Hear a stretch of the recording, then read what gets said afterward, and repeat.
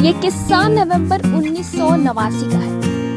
ये किस्सा नवंबर 1989 का है, जब दिल्ली के हरियाणा भवन में देवीलाल थोड़े चिंतित थे। देवीलाल के सामने चुनौती ये थी कि हरियाणा की कमान किसे सौंपी जाए। उन्हें अपने बड़े बेटे ओम प्रकाश चौटाला और छोटे बेटे रंजीत सिंह में से किसी एक को चुना था। देवीलाल की सबसे बड़ी चिंता ये थी कि केंद्र में जाने के बाद उनकी पार्टी एकजुट रहे।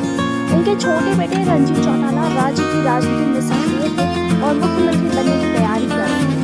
1 दिसंबर 1989 को रंजीत ने दिल्ली के एक होटल में अपने समर्थकों के साथ बैठक की और इसके बाद वो चंडीगढ़ पहुंचे और मुख्यमंत्री बनने की तैयारी में जुट गए। देवीलाल को ये कदम नागवार गुजरा। इसी के साथ इस बीच उन्होंने अपने गृह मंत्री यानी कि संपत सिंह से पूछा था कि क्या ओपी चौटाला यानी कि हरियाणा की सत्ता संभालने के लिए उपयुक्त होंगे। देवीलाल सांसद चुने गए थे और उन्हें वीपी सिंह सरकार में शामिल होना था। संपत सिंह ने ओम प्रकाश चौटाला के संगठनात्मक कौशल को पार्टी को अच्छी तरह से संभाल रहे और राज्य को भी संभाल सकते हैं। उन्होंने देवीलाल को केंद्र सरकार में शामिल होने की सलाह दी, क्योंकि उनके पास जनता का जनादेश था।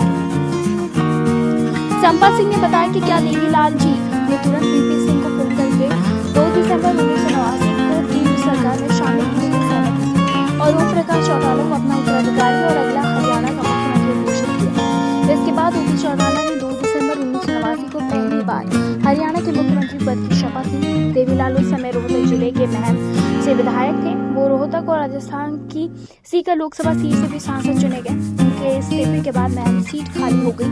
देवीलाल जी ने सीकर सीट छोड़ दी और रोहतक सीट ले ली। ओम प्रकाश चौटाला को काम करने की पूरी आजादी मिली, इसीलिए रंजीत सिंह को राज्यसभा भेज दिया गया। इसी के साथ ओम प्रकाश चौटाला के साथ 5 बार मंत्री पद की शपथ लेने वाले संपत सिंह ने उनके बारे में भी और बातें बताई।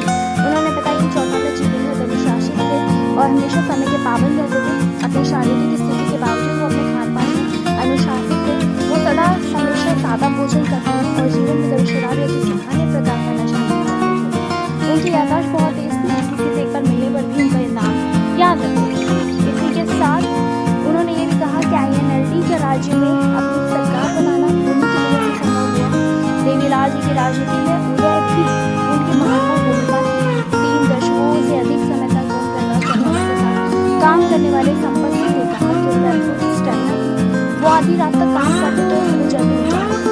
वो हमेशा ही कार्यकर्ताओं के सुख दुख में शामिल होते थे।